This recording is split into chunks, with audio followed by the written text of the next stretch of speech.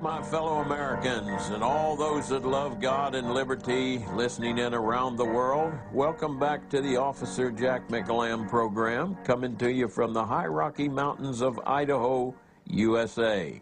We've been having citizens meetings here in our local area. We discuss things like this FBI flyer that was handed out to police officers only. If you encounter any of these people, immediately call the Joint Terrorism Task Force. Right-wing extremists, people that make numerous references to the U.S. Constitution, are domestic terrorists. We're one of 350 families that came up here to get away from what we believe is coming as the collapse of the American civilization.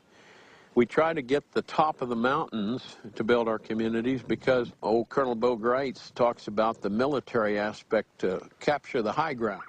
This is what a police officer used to be, and that's what I was on the city of Phoenix. I was a friend of the people. But today, this is what we have.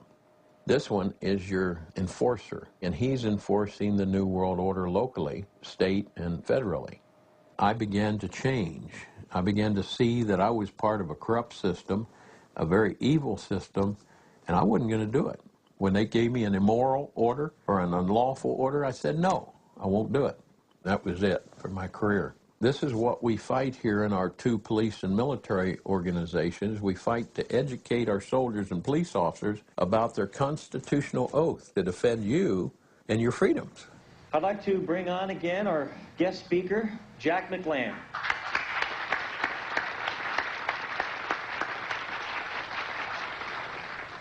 We started something called the Aid and Abet Police Newsletter, and the subtitle was Constitutional Issues for Lawmen. I was being ostracized and driven out of my career. My favorite job in the whole world was being a beat officer. Going daily to people's homes when they need you. And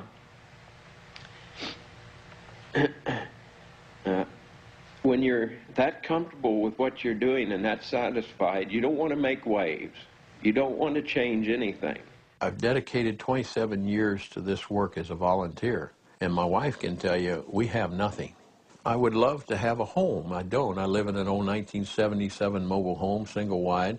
My bride deserves better than that, but we live on my small medical pension, and we don't have hardly anything. But I can't stop. We have the jury box, we have the ballot box, and then we have the cartridge box.